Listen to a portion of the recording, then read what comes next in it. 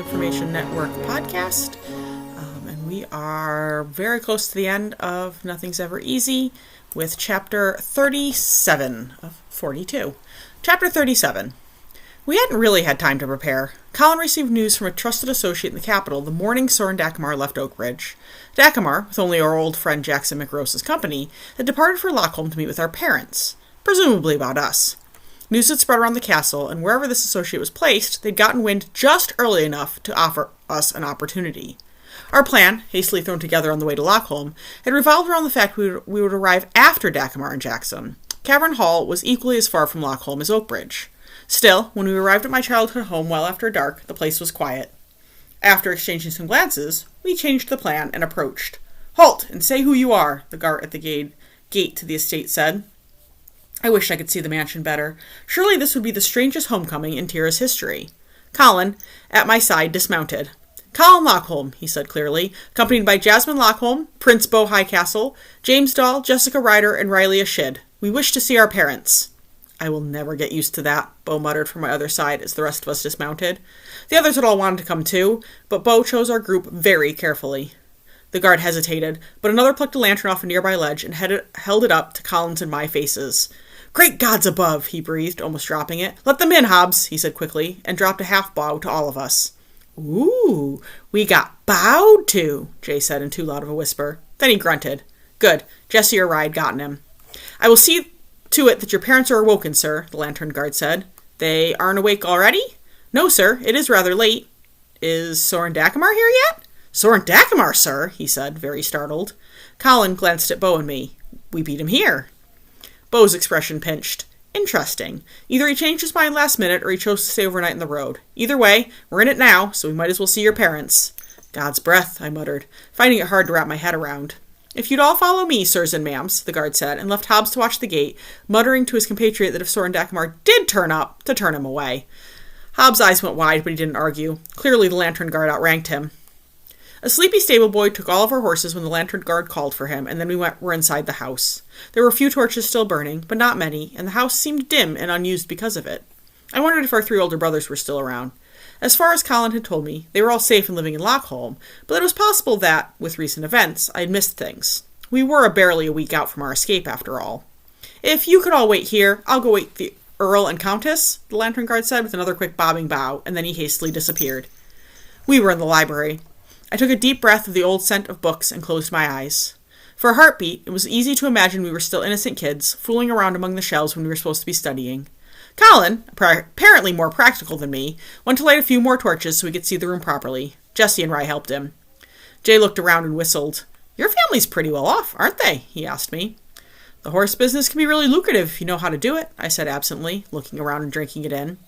By the time the library was brightly lit, our parents burst in, wearing just their dressing gowns and old pairs of slippers. 2 steps inside, they both froze. "Oh, it is you," my brother said, and a second later we met in the middle, hugging each other tightly. "Oh, Jasmine, my baby." "Hi, Mom," I managed around a lump in my throat. "Surprise." "I don't understand it, but I'm not going to argue," she said, crying. Then she dragged me to the side and pulled my father and Colin into her hug, which was easy considering they were already hugging each other. "We can explain," I said. I'd been so busy I'd rarely let myself feel homesick, but now, being here with all of them, it was overwhelming. "Are Jordan, John, and Kent okay?" "They're just fine, sweetheart," my father rumbled, leaning through the tangle of limbs and heads to kiss my forehead. "Upstairs asleep, I assume, or else the commotion would have brought them running." That made Colin draw back a little. "We'll have time to talk later," he promised, "but we should explain why we're here. It's a little complicated. We need a favor, but it might put you all at risk." "All right, the maid is bringing some refreshments," my father said. "Introduce us?" he asked quieter as he scanned our friends. Then his gaze settled on Beau, and he went pale. Great gods above. Who? Sometimes I forgot that my father had been friends with King Patrick. He'd visited with fair frequency when we were little, often taking Kent, who was about Rainier's age, but we'd never gone. The King and Rainier had stayed at our house a couple times for overnight while traveling, but never for long, and mostly when we'd been young, so my memories of both were fuzzy. Still, I suspected that perhaps Beau's familiar relation extended to looks as well as blood. Beau stepped forward, offering his hand. "I'm Beau, sir. Jasmine tells me you and my father were good friends in your younger years." My father, used to required politeness, took his hand and nodded. "Yes, we were. How?" He started again before understanding crashed over him. "God's breath. Elizabeth?" he asked.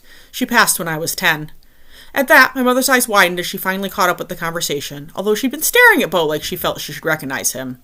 I resisted the urge to take Bo's hand. That might be one shock too many for my poor parents at this point. I sense there's a very long story in all of this, my father said. I exchanged a grin with Jay. That's putting it mildly. My mother, taking a better look at Colin and me, reached out and touched one of the yellowing bruises on my cheek. Are you okay? She asked quietly. I was fiercely glad I'd had a week, so it didn't look nearly so bad. Yeah, I am. They're almost gone. Anyway, Mom, Dad, these are some of our other friends. I did a quick round of introductions both ways. So, why are you here now? My father asked. We're all part of the freedom fighters. Bo's in charge, Colin said, which was such a gross simplification that I almost laughed. We got word yesterday that Soren Dagmar and one of his lackeys are coming here to meet with you and Mom, presumably about the fact Jez and I are alive. Jez? Our mother interrupted, like she just couldn't help herself. It's a nickname, Mom, part of the very long story.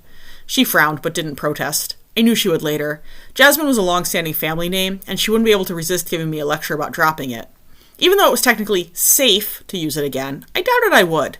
I'd become someone other than Jasmine, and there was no changing that now. Anyway, Colin continued easily, we figure he wants to fish for information. To be honest, we expected him to be here ahead of us, because where we are is almost as far as Oakbridge, but clearly he didn't. So instead of snagging him when he leaves, we figured we'd ask nicely if we could snag him when he arrives instead. If he'd already been here, we wouldn't have seen you, my father said astutely. Probably not until this is over for good.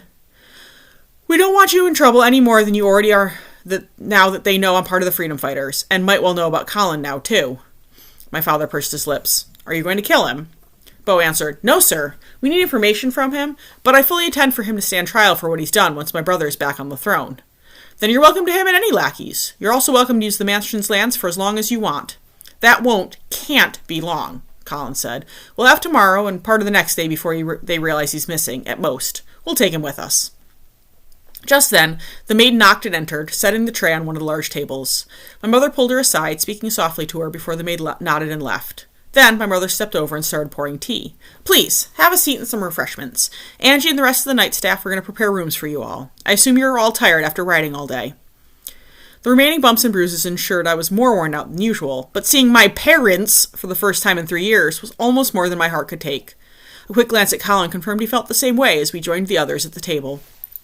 Colin and I gave the super short version of where we'd been and gave a brief overview of the freedom fighters. Bo finished with what was happening at Cavern Hall. Rumor has it you had something to do with the big uproar in Greensward a week ago, my father said. It's how I found out Jez was still alive, Colin said, among other things. Except Bo, it hadn't taken long to crack him of the captain nonsense. We were all there. Is that where the bruises came from? I nodded. Jay covered a yawn just then. Oh, forgive us, my mother said. We're neglecting our hosting duties. I think you have good reason, Bo said with a small smile, although it was tinged with sadness. He would never get to have this moment with his parents. Thankfully, Rainier seemed open to the idea of a relationship. Still, let us show you to the guest rooms. Without further ceremony, my parents escorted us upstairs, showing the others to rooms. I hadn't mentioned Bo and I yet, so he got his own room. Then, our parents turned to us. We put you two both in guest rooms, Colin in with Jay, and you just down here, my mother said. But if you'd rather... I wanted to visit my room before we left, certainly, but trying to sleep there might be even more impossible than sleeping in general. This will be great, Mom, thank you. Can you make sure we're up at dawn? Dagmar and McRose can't be far. Of course, sweetheart, she said, and wrapped me in another tight hug. Oh, this, she trailed off and kissed my forehead. I love you too, Mom, I murmured. After a moment, she peeled herself off reluctantly. We'll see you bright and early. Count on it. Then she took my father's hand, and with many glances back, they left Colin and I standing there. Didn't tell them you're in love with a prince. Didn't tell them you're a talented super spy. Touche. Gonna go sleep with him. I'm afraid me not being in the assigned room might freak them out. Quite possibly, but probably not in the way you think. I had to smile at that. Think things will ever slow down again? Doubtful. I nodded. Night, Colin. Night, Jez. He slipped him after Jay while I retraced our steps a few doors and found Bo. Far too soon, there was a rap on the door, and then everything was a flurry of activity. Our 3 older brothers appeared to hug the stuffing out of both Colin and me and greeted our friends cheerfully. We had a quick breakfast, and then other than my father and oldest brother, who got to stay by right of airship or some such, they cleared out to potentially safer parts of the mansion.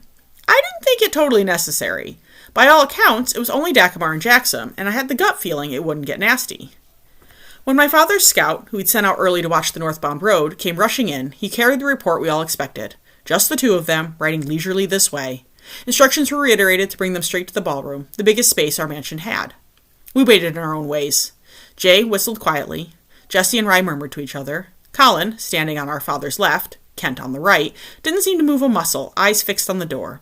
I stood next to Bo, close enough our shoulders touched. Once word came that Dagmar was in the building, I joined our friends.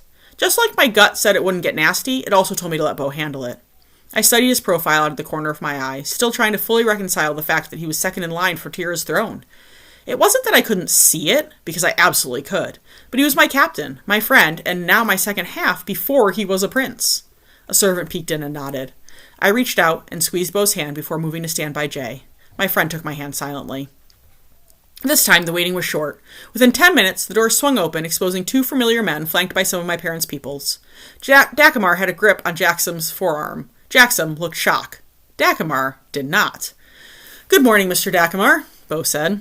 Dagmar released Jacksom's arm and stepped forward, holding his hands away from his sides and weapons. "Good morning, Prince Bo." Somehow it didn't surprise me that he put 2 and 2 together to identify Bo. Maybe he had it just that moment, or maybe he'd known for a long time. Bo glanced back and nodded to Colin. My brother stepped forward and patted Dagmar down.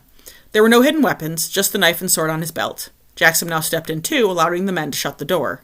Jacksom's gaze swept the room. He visibly relaxed at the sight of Rye and let Colin frisk him too, without fuss. Dagmar scanned as well, offering a solemn nod to Jay and I, and a more pronounced one for my father. Then his gaze returned to Bo as Colin stepped back, and Jacksom came to stand at Dagmar's side, almost protectively, arms folded. "You don't seem particularly surprised, Mr. Dagmar. I wanted a chance to talk to you. This seemed like the easiest way, not in the least, because it gave you an excuse to visit Lockholm." I felt a flash of surprise. Dagmar had walked into our trap on purpose. More than that, he'd set the trap for himself. Suddenly, his lack of escort made perfect sense. But what was his angle? I didn't deny I had a healthy respect for him. Far more respect than I did for his brother. But in this case, I couldn't see it. "If you think we're going to thank you, you have another thing coming." "No, although we are kin now. Does that mean certain niceties have to be followed?" "I suppose that depends on why you're here," Bo said. "I want what you want, Your Highness," he said soberly. "I want this to end." "That makes no sense. Why would you want it to end? You started it." Dagmar's eyes darted to me. "Let's just say I'm sick of picking up the pieces." In a flash, his words at the tail end of our last meeting came back to me. I pressed my lips together. "That tells me very little." Dagmar spread his arms. "Okay, I want to make a deal." Bo said nothing, studying him evenly. "I give you myself and Vladimir, your brother's safety and Tira, in return for you letting Ren make the final decision regarding my sister, as well as Jacksom's freedom." Silence. Jacksom sent him an incredulous look, as if shocked those were his only 2 terms. Was he insinuating that Rainier and Anika's marriage was more than just a political ploy? Was that even possible? His choice of words made me think he was telling the truth, as did Jacksom's reaction. However, "It can't be that simple," Bo said finally. "Why not?" "Because we fought for years, and now you're just going to hand it over? Your men, we have lost good people. And I'm offering you a way to avoid losing more," Soren Dagmar said. "You're right. There's been far too much bloodshed over my father's misguided ideas." "Your father," Bo repeated slowly. "Technically, Annie and Vladimir's father, but considering Edward murdered my biological father before I was born, that's who he always was." He said it so calmly. Sometimes I forgot that Soren was only a half-sibling to the Oplands. Both he and Vladimir must have had a lot of their mother in them, because there was no mistaking a familiar relation. I idly wondered if Anika was the same. "He's the one," Soren continued, "who started this. Unfortunately, before he died, he passed the concept and what power he'd gained onto Vladimir, who decided to run with it and then actually manage the task, using the business Edward had started as a front." Although I hadn't heard this before, I doubted many now even knew, it made complete sense. Patrick Highcastle had been worried for a long time, considering he'd sent his wife and unborn child into hiding so long ago. Even though the 3 were older than me, they would have been just children then and not capable of being the original plotters. Bo turned to Jacksom.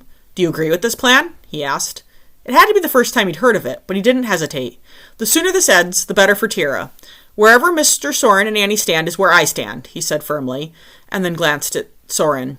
"I knew they were in Greensward trying to rescue Jasmine and James. I was there when Rhys died. I let them escape the city." Soren didn't blink, but his face did register surprise. Then he smiled crookedly. "So that's what you weren't telling. I see we've both been working towards the same goal without consulting each other." Then he murmured something I didn't catch. Jackson's expression relaxed slightly, and he nodded. So I heard, Bo said, and I suppose a thank you is in order. Jackson shrugged. I have no doubt they could have escaped without my help, but they didn't have to try. Then Bo turned his attention back to Soren. I believe we can take Oakbridge and the rest of Tira without you. We've grown strong. I don't doubt it, and I'd be lying if your strength wasn't some of the reason that I've come now and not before. You need to be strong enough to hold it from any factions that remain once you've taken the country, and from Nerys and Alia, who will take the change of power as a yet further weakness. If you take my way, you'll have even more people to do that, because you won't have to fight your way through all of Oakbridge. The logic was undeniable. The less people we lost, the better, even beyond the fact we would face trouble on other borders besides the 3. Still, it came down to whether or not we could trust him, and I couldn't see how we could. Yet at the same time, I recalled how he'd saved Dave, his wry humor, and the things Jackson had done in Greensward to allow our safe passage. My bruises seemed to throb at the very thought of Greensward and Rhys. Say your terms are acceptable. How do you propose this happens? I have strongly suspected for some time that you have a pretty deeply rooted spy network of your own in Oakbridge. I resisted the urge to look at my brother, and I suspected the others did too. This confirms it, since I kept this trip fairly quiet. It was a test. Of sorts. I figured you weren't planning on moving against us until the snows melted, since it's easier to move large groups of people on foot without the snows or mud of early spring. I just wasn't sure if you could move quite that quickly. Now it seems I'm right. But that's not important. A network assumes you have safe houses. The trouble, of course, would be getting the supplies and weapons along with the people into Oakbridge undetected. I can offer that safe passage. You stash your people and supplies, and once you have the numbers you need, you let me know, and I'll open the castle to you. Can also get a couple people into the castle on a permanent basis as well, which I'm willing to bet you don't have. From the intrigued look on Colin's face, I suspected Soren was right. Abandoning not calling my brother out, Bo looked back at him with eyebrows raised. Best we've got is the occasional delivery service, Colin admitted. The castle's a very insular place for the most part. Staff consists of those who've been around. Competition for open jobs is fierce, and the vetting process even more so. I haven't dared risk it myself, and I'm not sending anyone to do what I'm not willing to. Then how did you get word of our coming? Then, if I may ask, Soren asked, gaze sharp. He seemed to have identified Colin easily enough. I had to wonder if he'd known about my brother's job, at least in part. Colin grinned, a little smugly. Infirmary.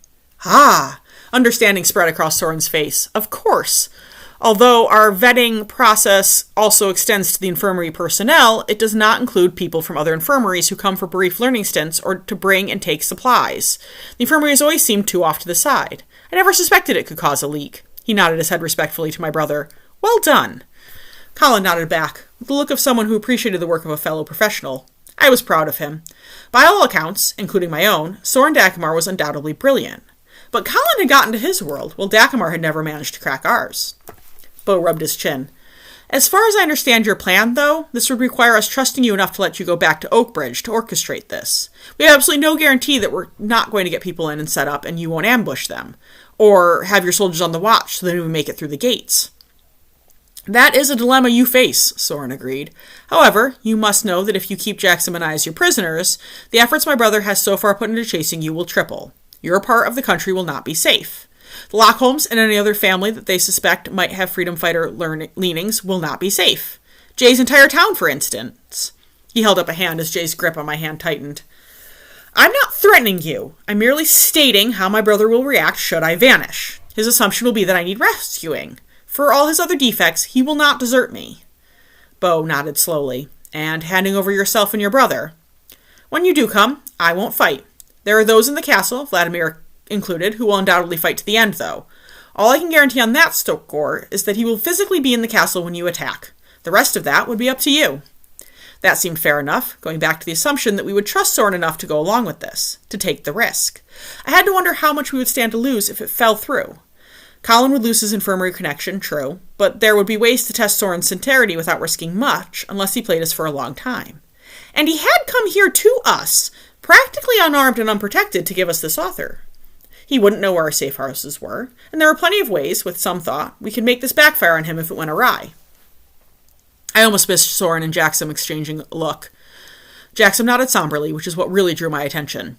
I offered Jackson up as collateral. I'm pretty sure that caught all of us off guard. What? Bo asked. One part of my bargain is Jackson's freedom at the end of this. Therefore, it stands to reason I have a vested interest in keeping him alive, correct? Bo nodded. Then you keep him as collateral. If I show any signs of reneging on the bargain, you do what you see fit to him, as publicly or privately as you want." I studied Jackson's face, but it didn't contain a hint of doubt, just utter trust. "I hate to lose him, of course, as he'd be a useful point of contact between your people and myself, as he has been once before." How did he know about that, I wondered? "But this seems a fair trade to me." "Why the vested interest?" Bo asked, as if trying to ferret out a trick. But I knew, at least in part. I remember the conversation we'd had with Jackson at Greensward Prison, and his intense devotion to Nika Oplin, and what he told Rye. Jackson is the younger brother Annie never got. Vladimir took him in when he was 14, and most of the time it was just him and Annie around the house for quite a few years. Eventually, Vladimir dragged him into his plans, much as he dragged our sister. I noticed that he didn't include himself, and wondered, where had he been during those years? And why had he not been dragged in as well? I resigned myself to the fact that there was much about Soren Dacamar and the entire history of the three that I might never know. "And all you ask in return is that your brother gets to decide Anika's face, and that Jackson, assuming you don't betray us, lives." "Yes," Soren said, lifting his chin slightly as he held Bo's gaze. "Not your own life." "No." "So if we agree to your terms, and Jackson McGrew stays here with us, how do we contact you once back in Oakbridge?" "I assume that we can sort that before I leave. It certainly seems like the youngest Mr. Lockholm has his ways." Colin smirked a little. "I have, at bare minimum, a half day before I should set out again, considering my story, and the plan, if you had not been here, was to discuss Jasmine and Colin's lack of being dead with their family and see what further information I might be able to get on them." Bo nodded slowly, then turned to my father and Kent. "Can you please keep an eye on them while we talk?" "Of course," my father said, and stepped forward, hand on his sword hilt. Bo and Colin came to join the rest of us. "Well," Bo asked, looking around. "I think we have to take the chance. We can figure out ways to minimize the risk to our people," Colin said. "I think he's telling the truth," I added. Jay nodded. "If it works, it's worth all the risks. I think collectively we can outsmart him if it's a sham." "Jackson's had ample opportunity to throw a wrench into our plans and hasn't," Rye put in. When Bo looked at Jessie, she just shrugged. "I can't think of a good objection." Bo ran a hand over his face. "I don't foresee this speeding things up much, because it'll take time to slip people and materials in, but it does seem like it will make taking Oakbridge much easier when the time comes. I just can't believe we're trusting him." "We'll have backups and backups of backups," my brother promised. "We'll make this work." "And you have ideas on how to contact him?" "Yes, and who I want to be in the castle," Colin said. "I'll have Russ be my contact with him. I think he'll manage Dacamar well, and he can take care of himself. He grew up in the Grey Spire Guild system, which is no slouch." Bo nodded like he understood the reference, and he probably did. I felt a twinge as my lack of travel caught up with me again. I had no idea Grey Spire had a guild system, let alone one that might prepare someone for what Colin was suggesting. "So, we're agreed?" "We're agreed." The rest of us nodded. Bo took a deep breath and then turned and walked back. "We have a deal," he said, and looked to my father. "Can we use the library to talk?" "Of course." Bo returned his attention to Soren and Jackson. "Let's go sort this out, then," he said. "Where is he?" Vlad stomped through the open door without knocking, so it was his own fault he got a full view of Annie sitting in Ren's lap making out with him. Annie felt no shame. Ren's expression went wary, but he didn't let go of her. "Who?" Annie asked mildly, taking her time sliding off Ren's lap to perch on the desk next to him. "You know who! Soren! And Jackson too, I suppose." He scowled. "He can't just take Jackson wherever he wants."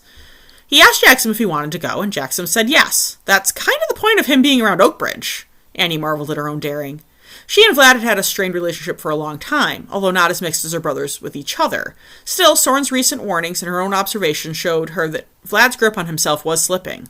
By all rights, she should be doing the opposite of riling him, but she found she was mostly mad at him for letting himself go this far. "Where is he?" "Everyone around here knows where he went. Why are you asking me?" she asked bluntly. Vlad's eyes flashed, but he visibly reined himself in. "Annie," at her nickname, she relented. "Lockholm, to interview Jasmine and Colin's parents to see if he can get more information." Vlad's frown deepened. "Okay, that's what Bert said, but the men said he declined an escort. He mentioned wanting to travel quietly. Maybe he thought that would bring too much attention when we know the Freedom Fighters' headquarters is somewhere up there," Annie said, but wondered at that a little herself. What was Soren playing at? Her brother nodded slowly. "Did he say how long he'd be gone?" "Just a couple of days. He was hoping to be there by this morning and then start back this afternoon, so tomorrow late probably?" Immediately, he was annoyed again. "He should have stayed until I was here." "You weren't around much, and he didn't want to wait too long," Annie said defensively. Only then did Ren move, taking her hand and giving a gentle warning squeeze. Without Soren here, no one was around who was able to bring Vlad off a ledge. Annie hated it, but knew it was true. "Still!" He tried to talk to you a couple times, but you've barely been around in the last week. I have important things to do, he said. Like father always did, Annie whispered. Vlad's eyes, which had been roaming the room almost absently, snapped back to her. Ren half rose, as if he could get between them. Sit down, Prince, he said flatly. Ren glanced at Annie, waiting till she nodded before he settled back. He perched on the chair arm, giving Vlad a dark look. You don't know what you're talking about, Vlad told her, without missing a beat. She tightened her grip on Ren's hand, reminding herself to stay grounded. No matter what he said or did, this was Vlad, not Edward. Vlad, don't say that, she said quietly. I'm not stupid, and you're not our father. Please be better than that. After one too many heartbeats, his gaze softened. Sorry, Annie. He thought he'd be back tomorrow. She let out a breath, disappointed, even if his response was better than nothing. Yeah, he didn't think he'd be welcome even a full day in Lockholm. Okay, thanks. Of course. You leaving again? No, I can wait until he gets back. Let me know if you need anything. He nodded to them both a little stiffly and let himself out, closing the door quietly. Annie turned and hugged Ren tightly. How did Edward dig his claws into Vlad, but not me and Soren? I can only assume different personalities. Maybe Vlad just got more of his father than you or Soren. Once we were older, and especially after Soren left, Father really did pull him in as his heir. She sighed as Ren slid back to the chair and held her close. We should have stopped him, Soren and me. We both knew better, but it was easier then. Now, though, we've already lost Vlad, and with the freedom fighters... She snuggled in against him. Ren wrapped his arms around her. He'll want to send me away sooner. Ren didn't have to ask who she meant. And you should probably go. I would never forgive myself if something happened to you. She nodded, tucking her head under his chin. It felt safe like this. Soren doesn't think until spring, so we might have some time. He just nodded and tightened his grip. For now, she would take as much comfort from the time together as she could, and the dream of what would never be.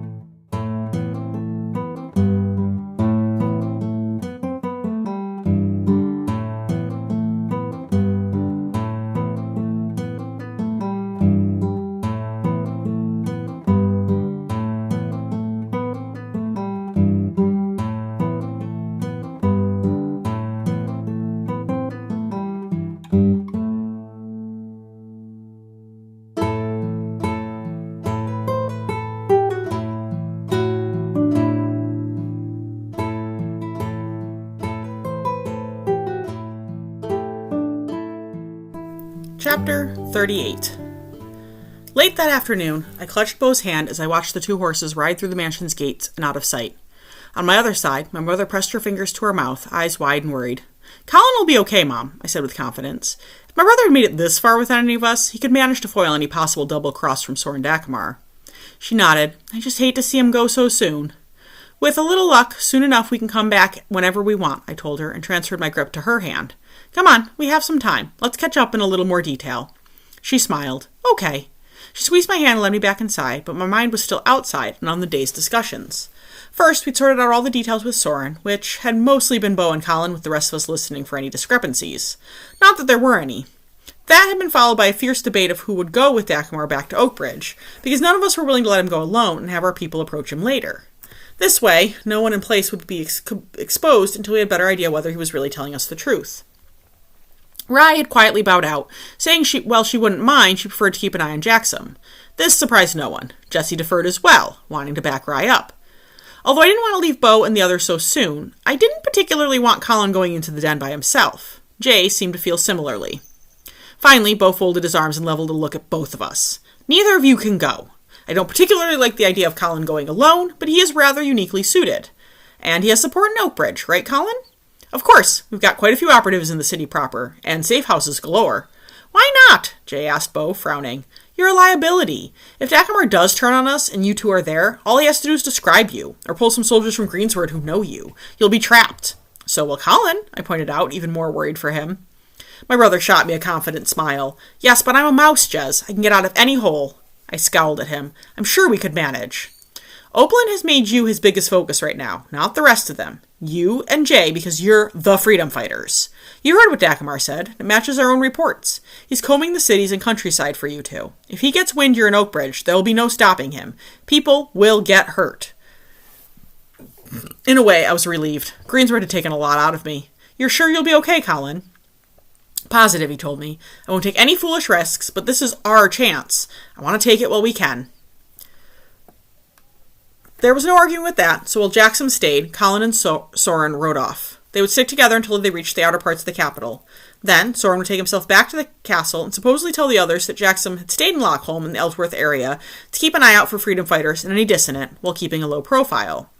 Jackson, on his end, would write dutiful but fake letters from Cavern Hall, which would make sure reached the right hands for Opalyn to believe their authenticity. We spent the rest of the evening in Lockholm, having an enjoyable dinner with the rest of my family. Not knowing what else to do with Jackson, my father had invited him. The young man was on his very best behavior and never said a word through the entire dinner, but not in an uncomfortable way. He seemed to be perfectly content drinking things in. That night, he was stuck in a guest room with a 2-person guard.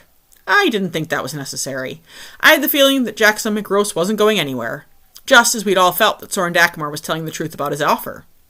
Then after breakfast the next morning, we got ready to head out. My family didn't throw a fit about me leaving once I promised regular updates, but were clearly sad about it. Jackson kept his horse, but Rye took the reins.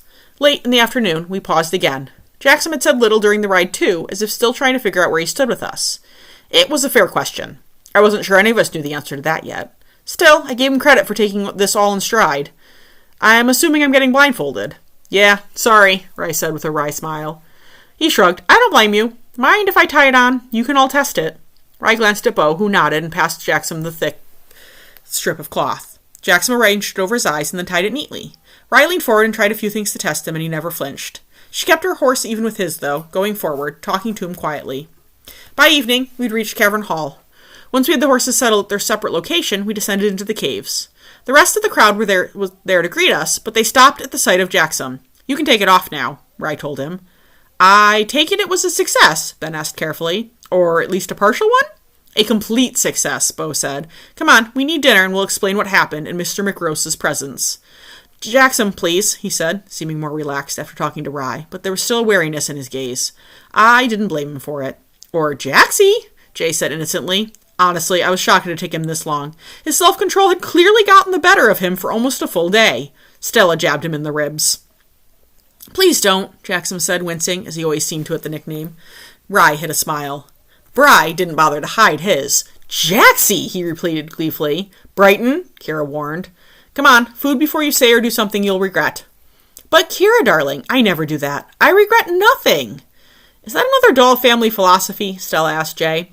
Yup. Regret nothing, bounce back quickly, be a terrible singer.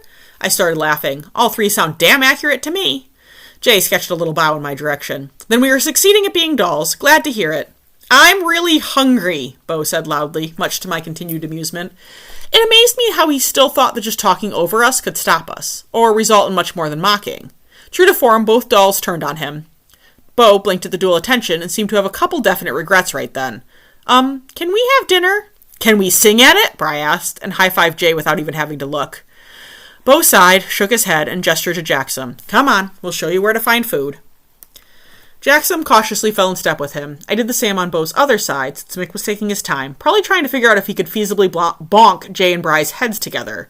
Sir, I was talking to Rylia, and I'm unclear on my position here. I don't want to be a bother or a drain on your resources, but I understand that, as collateral, I'm no better than a prisoner. Bo took a deep breath. For now, that's basically true. You can have free run of Cavern Hall, but with a guard. Any attempts to duck the guard or do something stupid, like touch a weapon without warning, will get you stuck in a room all the time. Once Mr. Dakabar has proven his commitment to the plan, we can relax a little. At that point, I don't really care what you do as long as you stick around Cavern Hall and have an escort if you leave for any reason. I believe you're loyal to both him and Anika and are fully in on this plan. Really? That's your version of a prisoner? He asked a little incredulously. We're not Reese, or Opalyn, I put in dryly. Still! Would you rather we're harsher? Bo asked. No, sir, he said quickly. That sounds very acceptable. Thank you, sir. Good. Well, this is the main corridor. Most things can be found nearby. Bo went straight into guide mode, and I listened absently. Jackson, I interrupted when Bo took a breath. Why Soren? He looked past Bo to me, clearly understanding my question. Mr. Soren moved back in when I was 16, and I was just starting to realize things were, well, not well with Master Vladimir, or at least that he was up to things that were big and dangerous and treasonous. I noted the names for both of them, a contrast to each other and to just plain Annie for the sister. Mr. Soren tried his damnedest to keep me out of it. Annie, too, but Master Vladimir sucked me in. When I was present for your attempted execution, all Master Vladimir had told me was that he needed me to run a message to Kilburn. I knew a little about the Duke's assassinations, but not as much as I should have. The man he sent me to, the man behind the deaths of the whole setup, kept me there, and then, when I refused to accompany them that morning, knocked me out and dragged me. It's not an excuse, he said hastily. I had ample opportunity to run before it went that far, but I didn't. I did see you that day, down in the ravine, and hoped to the gods you'd survived. His expression was earnest. Anyway, Mr. Soren and Annie were the only two in my life after my parents who tried to save me, even if it didn't work. Bo praised him. I'm not so sure it didn't, he said quietly. Jackson looked clearly startled at that. You don't have to say that, sir. I've caused a lot of pain for people you care about. He nodded to me. Beyond Miss Jasmine, I hurt Rylia. I'm pretty sure that's between you and Rylia, and you've worked it out, Bo said. Please don't call me that. Just Jez is fine, Jackson, really. Or Miss, if you really insist. Plus, I'm alive and well, so let's just call that one a draw, too. I had hated him for a couple hours when he'd first identified me, but that hadn't lasted long. All my hate had been needed for Reese and Oplin. And I'm not just saying that. I don't just say things, Bo said with one of his small smiles. Let's get dinner. Jackson ended up between Rye and Jay at our over full table. He was quiet again, but seemed a little less nervous. He even made a few comments to those close to him. After dinner, Duncan politely took Jackson off on a full tour with some of his other friends, and the rest of us adjourned to Bo's office to pass on the full story and explain Colin's absence. Bo apologized to Ben for stealing his bodyguard. Ben smiled. Colin hasn't really been my bodyguard since we left Northwind. We decided that it had to be an even relationship to do the work we wanted to do. Now we're just friends, and he's the more useful member of the duo. Bo then explained the rest, the deal we'd made with Soren Dakamar and the plan that had come out of it. This, of course, included Colin's leaving that morning to be Dakamar's escort back to Oakbridge and to start the process. So the question then becomes our exact timing. Obviously, it will take time to filter people safely into Oakbridge, enough to equalize things, but we still got part of the winter remaining. I think we can safely stick to our original plan of spring. 2 months, give or take. What does everyone think? There's a lot of hard feelings in the cities, Kira said, glancing at Ben for support. Greensword's ready to blow, and this time I don't mean literally. People are pissed about the soldiers throwing their weight around, especially in the last couple months. Reese, for all his faults, was a fair-acting governor, but when his focus changed to Jez and Jay, he left things to Mosk. Simply put, Mosk is a pompous asshole who cares little about the citizens. Ben nodded. People are upset and ready for an alternative. From what Colin said, Greensword is not unique. And you don't think us blowing up the palace will change that? Jesse asked. The siblings shared a look. I don't think so. You were aiming at them, not the average citizen. Can I log a protest that I don't feel that Reese was particularly concerned with the average citizen? Jay said, half raising his hand. You aren't an average citizen by any scope of the imagination, I told him. Bo grinned and talked around us as usual. So you think of a lot of the cities just need a push from our people? Exactly. Nodding, he tapped a pile of papers on his desk. We have over 700 able-bodied people between the two camps these days. 700! I sputtered. Yeah, recruits have been pouring in, and that doesn't count the people we have out of the camp, which is a high number because we can't really house a lot more comfortably right now. So how many do you think the day we attack? 1,000 out of here, but some of those will go places other than Oakbridge. God's breath, I said. Bri let out a whistle. Can you even believe it, considering where we started? Considering where we were when I died! Kira punched him. True to form, Bri whined until she kissed his cheek. So what do you need from us? Ben asked. We spent the next hour hammering out a timeline we'd follow if all went well in Oakbridge, and one we'd follow if Dakamar foiled our plans. Then, the others filtered out. After what felt like forever, Bo and I were finally alone. I yawned. Bedtime, please? He glanced at the unanswered messages. No, bedtime, I told him. I'll help with the messages in the morning, along with whomever else we can convince to help. He rolled his eyes a little, but stood and stretched. If we get much fuller, we'll need to stick others in here with me. We're not fuller yet, I told him, cutting him off on his way to change and kissing him firmly, wrapping my arms around his waist. You okay? The previous night, we'd both still been trying to process the entire situation and had said little about it. I'm okay. You? He nodded. We okay? You've been jittery. He smiled a little, but something lurked in his eyes. It wasn't the first time I'd seen it. I think I have the right to be, all things considered. No, something else is bothering you. Has been since we got back, at least. What is it? I couldn't read it, but I knew enough to know it was lasting. He sighed. I can never get anything past you, can I? No, so stop trying, I said, running a finger along the edge of his hair and then cupping his cheek. Talk to me. He pressed his lips together. Bri, he said finally. That ranked somewhere close to the bottom of possible subjects I'd expected, but as soon as he said it, I realized that was stupid. I could see where he might feel like I'd chosen him as a way of bouncing back from Bri's death. But the truth was, I had no interest in Bri that way anymore. You have nothing to worry about, I promise. He searched my face. I remember you two before he died. Gods, Bri's casual references to his own not death were catching. We were all doing it now. The way you looked at him, and I was jealous back then. I liked you from day one. Look, Brian and Kira are very happy, clearly, and I have you. I guess I can't speak for him, but odds are we're both a lot happier than we were before. I love both doll brothers, but couldn't ever see myself spending the rest of my life with them. They take too much work. And as a bonus, Bri's not actually dead. I think the phrase you're looking for is high maintenance, he said, visibly relaxing. I kissed him again, and this time he returned it with due enthusiasm. I love you, I told him, and if you don't believe me, I will ensure you're wearing the leopard outfit when we take Oakbridge back. And I doubt that's the first impression you want to make on your brother. I was highly amused by the utter horror on his face. You wouldn't. I would. You, and what army? He said defensively. I grinned. Have you met our friends? He opened his mouth and then shut it again. I love you too, he said, instead of arguing. With the plans in place and us waiting on word from Colin, the next few days were shockingly dull after the previous months. I didn't precisely mind, but it felt strange to have only everyday duties and nothing life and death. Seeing Jackson around stopped having a startling effect, and he joined us for all meals, mostly because Ryan and Jesse had appointed themselves his guards. He continued to mostly listen, but slowly started to comment on things and offer his opinion.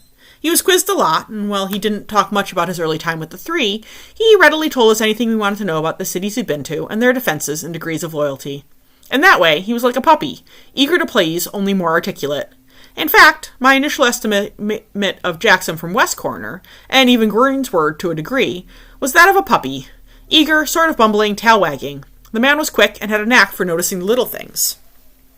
He didn't approach Bo and Mick until after we'd gotten word from my brother that things were stable and secure and to send the first batch of troops. When he did, he waited until he thought it was just them, because he looked a little surprised to see me. Oh, I'm sorry. I can come back another time, he started. I glanced past him, but there was no sign of Rye or Jesse, which meant it was serious. Ever since he'd gotten more freedom at Colin's letter, he was rarely without one of our group, because most still viewed him with suspicion. I didn't blame them, but I did feel a little bad for Jackson. No, it's okay, I said. I can go. Bo motioned for me to stay, though. I think I have an inkling of what you're going to say, and I think Jez's opinion might be a good thing to have. Jackson looked between us and nodded. Maybe, sir. He hesitated before drawing in a breath and straightening. I want to make a case for not killing Mr. Soren. Bo sunk into his desk chair and gestured Jackson across from him. I make no promises, but convince me. He sat gingerly. Mick leaned against the desk, just far enough away to be intimidating, but not threatening. I sat in the other chair, shifting, so I faced him.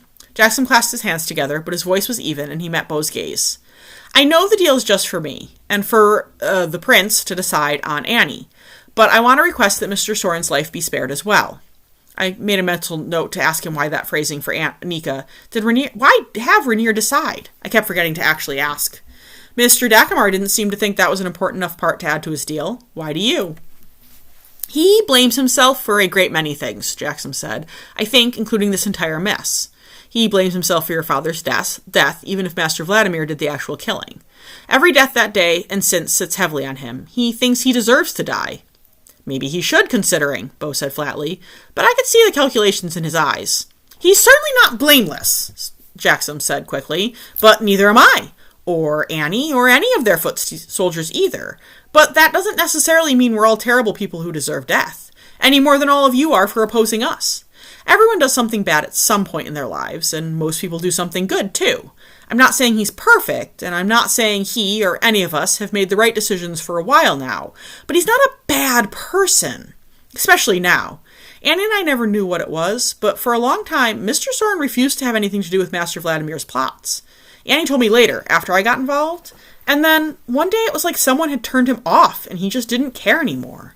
I bet him a bunch before he moved back into the house with us, because he still worked for Master Vladimir in the family business, and he was different then. He had a sense of humor, he made jokes, he smiled. Until recently, I hadn't seen him smile in years. What changed? I think he somehow found his way out of the hole of depression, sir, and really looked at what's going on, what he helped do. And I think a lot of that is because of your brother and Annie and watching them. I suppose it's about time I asked, Bo said. What is the story between my brother and Anika? I didn't question his wording at the time because it seemed low on the scale of importance.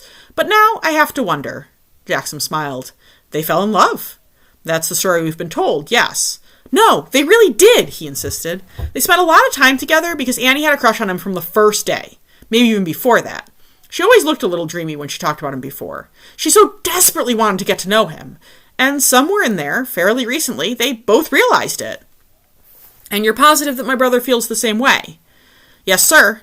Mr. Soren worded it that way because he knows that the prince will spare Annie, and protect her when the battle comes.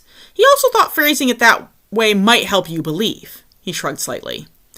Bo glanced at me, then Mick. He has a point, Mick said. If Dagmar had been at all worried that Prince Rainier did not feel the same way, he would have outright bargained for her life, much as he did with Mr. McRose. As is, he left Prince Rainier the power to keep her alive and safe. Bo nodded slowly, then turned to Jackson. I withhold my right to make a decision either way until I have time to think it over. And, he added when I gave him a look, talk to my wonderful and amazing core group. Jackson nodded and all but shot out of his chair as he saluted. Mick covered his mouth to hide his grin. I didn't bother. Thank you, sir. Do you need anything else? No, sir, Jackson said, and actually bowed slightly before disappearing out the door. I tilted my head as I watched him depart. Huh. What? Bo asked. He bowed to you. Has anyone ever bowed to you before? I asked, half teasing. He made a face. Until my mother died, all our people bowed to me, he said a bit sourly. I was hoping for something more like words of wisdom on Jackson's proposal. I don't know, Bo, Mick said. It seems too easy. Plus, being sorry for your actions doesn't absolve you from them. No, but helping atone for them certainly helps, I pointed out. Soren and Vladimir are very different people. In a weird way, he did save my life while we were in jail. And Jackson isn't necessarily advocating for his freedom, just his life, Bo said. We can wait and see what Colin and the others who work directly with him in Oakbridge have to say in the end. Which reminds me, Bo said, and our conversation shifted to who to send in the second batch. Bo was hoping it might be some of our core group. Still, I couldn't help thinking about Jackson's proposal in the following days.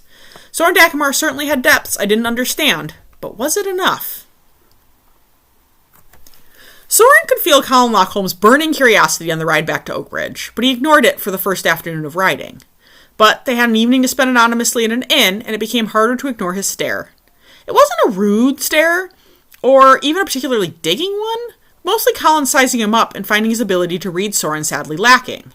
In a way, Soren was glad he still retained the ability to be a little undecipherable, but at the same time, he'd stepped in far too deep now to pull back. So, as they sat at a private corner table and ate, Soren looked up and met Colin's calculating gaze squarely. Yes? Colin grinned crookedly. I didn't say anything. You don't need to. Your persistent rival's Annie, only hers is much louder. So, what do you want to know? Why are you doing this? I told you. You told us generic reasons. Guilt and wrong feelings. But it's more personal than that. Why do you say that? He asked. I've talked to a lot of people since leaving Greensward. People who are fighting this for a personal reason have a look. Most of the freedom fighters have it. You have it. I want to protect Annie. You've already said that. Soren felt a little flash of amusement. Is that not personal enough? She's my little sister. Surely you understand that. I think if I tried to protect Jez at this point, she would protect herself anyway and then kick my ass. But the instinct is there. Well, yes, now that I know she's alive. I also feel the same way about my brothers. Soren saw it as the hook it was meant to be. After only a second of contemplation, he took the bait. I no longer do, he said honestly. Vladimir has gone too far. He went too far a long time ago. So did you then. What's changed? Soren stared at him and took a final bite of his dinner as he debated. Annie also joined in, he said finally. Everyone who's paid any real attention to all this knows that she's never killed anyone or been anything but a pawn. The plan all along was clearly to marry her and the prince off, just without the expectation they would fall for each other. Soren raised his eyebrows. Even his internal estimation of Colin ticked up a bit. God's damn, but the Lockholms bred them smart. It was probably a very good thing the older 3 Lockholm children had not gotten involved in this conflict. You really have been paying attention. Colin smiled and shrugged. You notice a lot when your life and the lives of the others rely on you. Your avoidance only gives credence to my theory. Soren let a small smile of his own slip out. There's a theory? Work in progress. Hasn't been that long since you decided to make an unscheduled visit to my parents' house, and I could start working on the whys. And I will admit, I wasn't fully expecting you to be expecting us. But there's still one. Of course. I have a reputation to uphold. What is it? Colin pushed his empty plate aside, planting his elbows on the table and dropping his chin onto his fists. There was something deeply casual and easy about it. Soren envied it a little. There have clearly been two catalysts for your involvement. The second was watching your sister and the prince. I said as much, so that's not much of a theory. He grinned, unoffended. I know, that has to do with the first part, the one that got you into this with your brother. The grin slid away, and it was his turn to hold Soren's gaze evenly. Soren's heart skipped a beat, and he had no idea what Colin's next words might be. Even with the sudden sensation that perhaps Colin's theory wasn't so much theory as somehow impossibly the truth, the young man's next words still shocked him. Your father-in-law died last month, and your mother-in-law is not well. His muscles seized. Cedric was dead? Anna sick? How did Colin Lockholm know that when he didn't? How was that even remotely possible? Oh, gods. How? He managed after far too long of a silence. Surely, somehow, Bo and the others couldn't know. If they had known, they would have known that the best possible blackmail material was out there. Colin let out a breath that was half laughter. I had to get really fucking good at my job very quickly, Soren. How? He repeated. I started digging after the three of you chased us from Northwind. We hadn't yet hooked up with the freedom fighters, but I couldn't just sit still in Beijing and keep my head down. So I figured I'd see if I couldn't determine where you'd all come from, since no one seemed to really know. I thought, too, that if I ever needed leverage for anyone, you or the freedom fighters, it would give me a powerful starting point. I'd hold the cards, but it was clear a lot of your past had been purposely buried.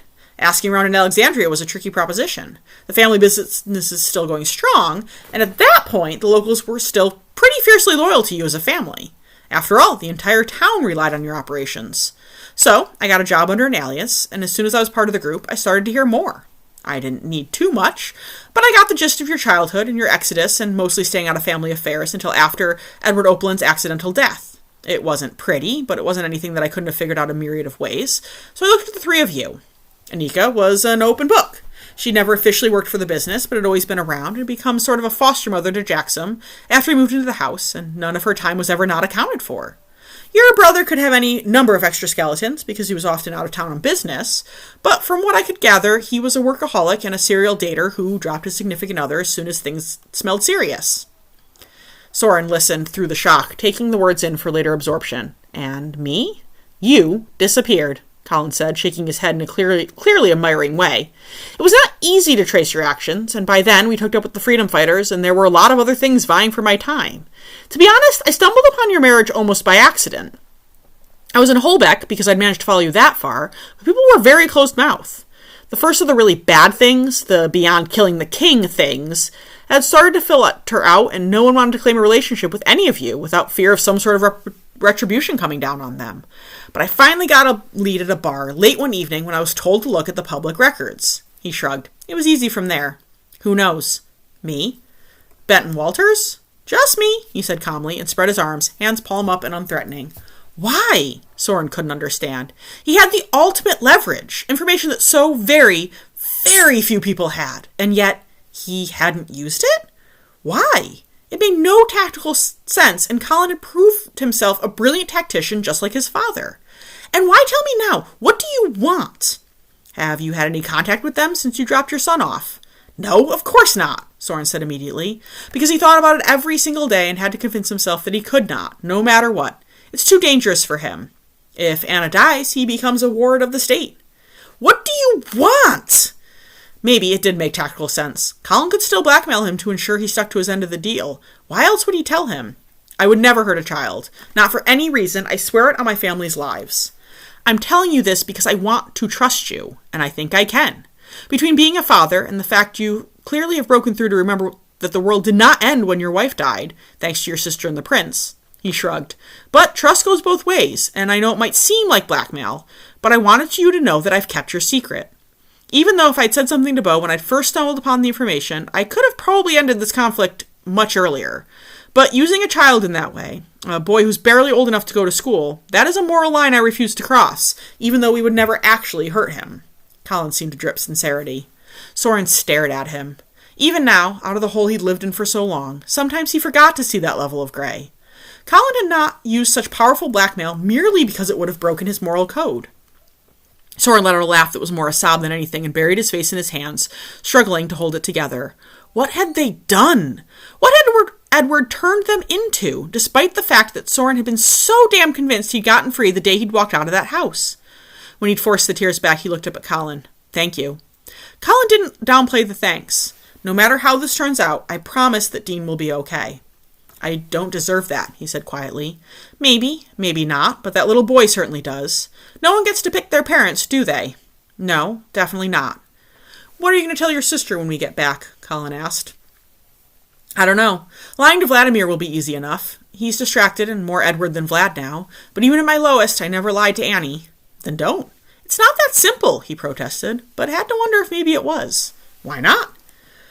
Soren stared at him. Colin, either we're going to become best friends or I'm going to strangle you very soon. He burst out laughing. Ben said something similar once, and I'm still alive. He shrugged easily. You have two options as I see it. Tell your sister just enough of the truth that she knows where Jackson is and won't ask any further questions. Or tell her the whole truth. You clearly trust her enough that you're sure she won't go running to your brother. No, she definitely wouldn't. She noticed Vladimir slide before I did. Maybe long before. I don't know. She doesn't really talk about the years at the house in Alexandria after I left. So then you just need to decide what your moral compass is good with. Soren let out a bark of laughter. Colin, my moral compass has never been properly aligned. In this case, that's not the important part. It's clearly got some alignment, or we wouldn't be here right now. So use that. He ran a hand over his face tiredly. It's going to be friends, I guess. I don't have the energy to fight your damn logic. You're welcome, Colin said with just a hint of smugness. Not that you'd want to be friends with me. You might be surprised. I like to think my judgment of people is based on their whole self, not just one part or one section of their lives. Plus, I have some ideas for our future, he said mildly. Our future? Let's get Tira back in the rightful hands, then we'll talk. You say that like you assume I'll still be alive after Tira gets back to its rightful hands, Soren said. You're the one who promised me Dean would always be safe. That's a just in case only, Colin said. Trust me. You really don't think Jackson will advocate for you? Why would, he started, then stopped frowning. God's damn Jackson. Of course the idiot would advocate for him. He sighed. I shouldn't survive this, Colin. Maybe, maybe not, he said again. But let's concentrate on one thing at a time. Come on. I'd like to be on the road early tomorrow. He stood, dropping some coins on the table, enough to pay for the whole meal. Soren stared as the last coin rolled to a stop with a clink against his plate. Okay, he said, and pushed himself back from the table. The rest of the trip to Oakbridge passed in relative silence. As they began the last approach into the city, Colin reined his horse in. Do you know the inn, the Caroling Sun? He asked. It's about 2 blocks down the main street out of the castle, Soren said. I'll meet you out back at noon in 2 days. Send a rescheduling message through the Sun if something comes up and you need to postpone. I'll have someone with me who can act as an anonymous go-between. Soren shifted in his saddle and offered his hand. It's almost done. Almost, Colin agreed, taking it. 2 days.